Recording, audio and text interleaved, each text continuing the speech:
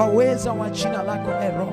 Tunaomba Bwana ukae mwalimu wetu asubuhi ya leo, kwa uweza wako na nguvu zako.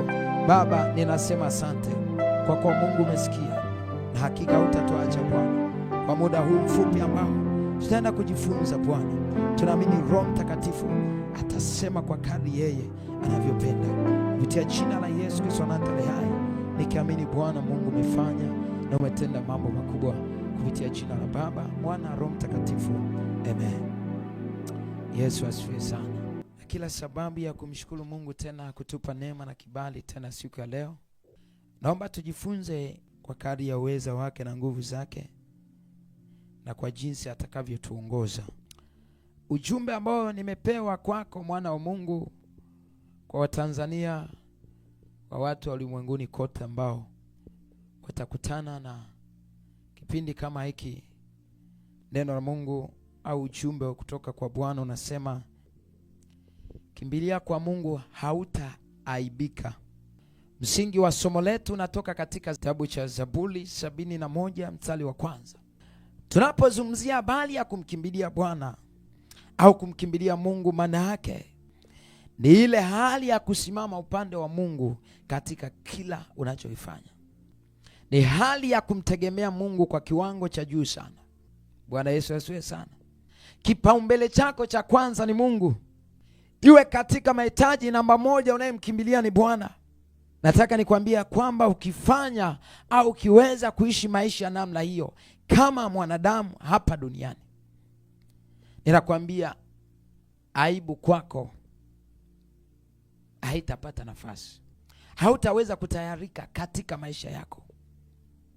Ukimfanya Bwana kuwa kimbilio lako, ukamfanya Jehova kuwa kila kitu katika maisha yako, ninakuhakikishia kwamba hakika hautaibika. Kwa nini nazungumza hivi? Ni kweli najua kuna mambo mengi ambayo yanatokea. Ni kweli kuna vitu vingi ambavyo vinatukumba. Ni kweli kuna mazingira ya sintofahamu ambayo yanatukuta wakati mwingine katika maisha yetu, katika jamii zetu, katika familia zetu, katika huduma zetu, katika ofisi zetu, katika kazi mbalimbali, wengine katika mashuleni. Sintofahamu nyingi ambazo zinatukumba. Lakini nataka kuambia kwamba pamoja na sintofahamu hizo ambazo unakutana nazo, ikiwa wewe Bwana au Mungu umemfanya kuwa kimbilio lako, hizo sintofahamu hazitakufanya uaibike, hazitakufanya utayarike, hazitakufanya ukose njia. Bwana Yesu asifiwe sana. Ukiwa mikononi mwa Bwana uko salama. Na niko hapa sasa kukupigia mbiu wewe mwanadamu ambaye yamkini wanadamu wenzako umewafanya kuwa kimbilio lako, ambaye yamkini mali ulizonazo umezifanya kuwa kimbilio, ambapo na akiba yamkini ya benki huko. Ukipata shida, namba moja utaenda kuangalia akaunti yako ina shilingi ngapi. Ukipata changamoto utaenda kuangalia hivi ni ndugu yupi ambaye ana uwezo. Sasa nataka nikwambia kwamba hiyo unayoifanya ni mbaya sana, kwa sababu aibu iko nje. Leo imefika watu wanaibika katika jamii, wanaibika katika familia, wanaibika katika taifa, kwa sababu walijikuta wanawakimbilia watu, walijikuta wanakimbilia vitu ambavyo haviko hai, ambavyo havijui tatizo lililowakumba, havijui suluhisho ya matatizo walionayo. Wanajikuta wanakimbilia hivyo vitu. Inachotokea, hivyo vitu ambavyo wamevikimbilia vinakuwa vya kwanza kuaibisha. Inafika mahali watu wanakata tamaa kufanya vya Mungu. Eti tu nilieleza mambo yangu kwa fulani ili anisaidie, akanisema vibaya, akafanya hivi, akaanza kunisimanga, akaanza kunitanga. Je, uliambiwa ukamwambie? Je, uliuliza yule ambaye anakupa pumzi na nguvu ya kutembea, ulimuuliza kwamba ni mtu aina gani nimfuate ili aweze kutatua hii changamoto? Bwana, ni mtu aina gani ambaye Mungu umemwandaa kwa ajili yangu kunitoa hapa? Ulimuuliza? Ukija kutafakari na kuangalia, hakuna hatua yoyote ambayo ulichukua kumuuliza. Kinachotokea ni nini sasa? Utaibika tu, na kulalamika kwako kwa huyo mtu aliyekuaibisha au kwa vitu vilivyokuaibisha havitakusaidia. Haitafanya aibu iondoke. Aibu itakuwa na wewe, itakushona tu kote unakoenda. Lakini nataka nikwambie kuna habari njema ambayo nimeleta kwako, ya kwamba ukimkimbilia Bwana, ukimkimbilia Mungu aliye hai, hautaaibika kamwe. Unaweza ukajiuliza kwa nini hautaaibika? Ikitokea huyu Bwana uliyemkimbilia au Mungu aliye hai uliyemkimbilia akashindwa kukusaidia katika kila unachokifanya, bado uko salama, kwa sababu yeye anako mahali pa kukupeleka. Anajua wapi utakapoenda. Lakini ukimkimbilia mwanadamu, akikutosa hana hata sehemu ya kuhifadhi. Hana hata sehemu ya kuambia ndugu yangu hapo jitulize hapa. Lakini Mungu yeye anajua mahali pa kukuweka. Hata kama atashindwa kukusaidia, anajua ni mahali gani atakuweka. Anajua ni sehemu gani atakuweka angalau uweze kutulia. Mwanadamu hana sehemu ya kukuhifadhi wewe mwanadamu. Ndio maana ujumbe huu umekuja kwako kukwambia kwamba unatakiwa kumkimbilia Bwana katika kila eneo ambalo unapita, kwa sababu yeye ndo anayejua mahali gani ambapo utakaa salama, mahali gani ambapo utakaa na amani, mahali gani ambapo utakaa na utulivu wa kutosha. Yeye ndo anajua, hakuna mwingine ambaye ajuae. Bwana Yesu asiwe sana. Kwa lazima uelewe hilo. Hata kama atashindwa kukuokoa, yeye atajua pa kukupeleka, kwa sababu yeye ndio mwenye hatima yako. Hakuna mwanadamu aliye na hatima yako. Mwenye hatima yako ni Mungu aliye juu, ambaye amekupa dhamana ya kuwa hai. Yeye ndio mwenye hatima yako. Anajua lini utakufa, anajua utaondoka kwa njia gani, anaelewa. Zaburi 23 mstari wa 1 mpaka wa 4 anasema, Bwana ndiye mchungaji wangu, sitapungukiwa na kitu. Katika malisho ya majani mabichi hunilaza, kando ya maji ya utulivu uniongoza.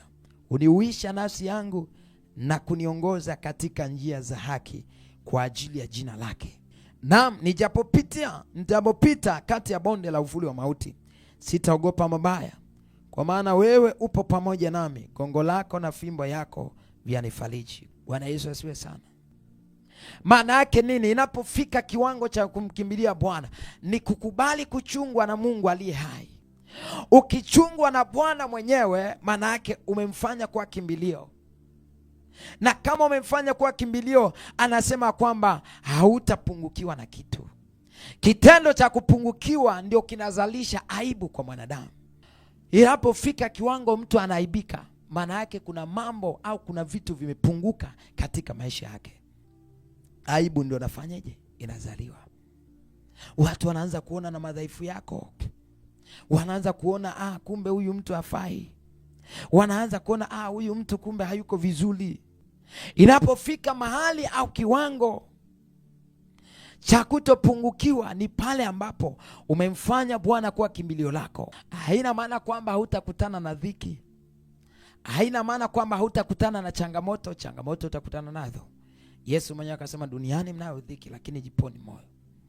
Dhiki unazo, lakini ndani yako utakuwa umejazwa utoshelevu usio wa kawaida.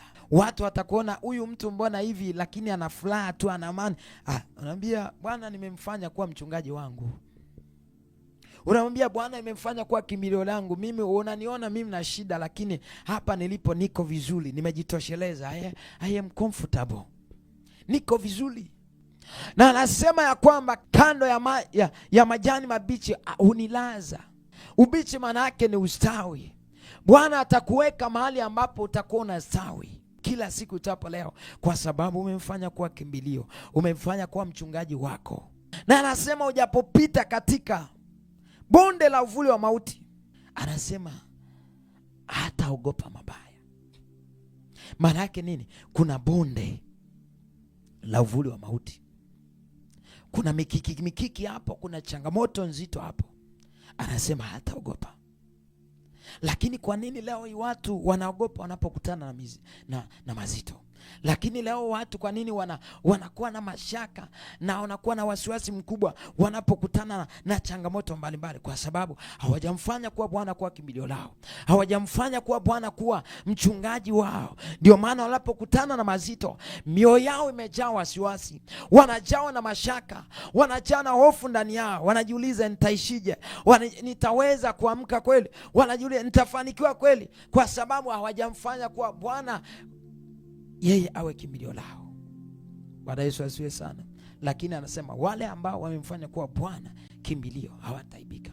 Wale ambao wamemfanya kuwa Bwana awe mchungaji wao, anasema watakapopita katika lile bonde la uvuli wa mauti, katika shida, katika dhiki zile, anasema hawataogopa. Kuna watu wengi wamewakimbilia wanadamu wakitaka faraja kutoka kwa wanadamu. Kilichotokea, vimezaliwa au yamezaliwa maumivu kwao.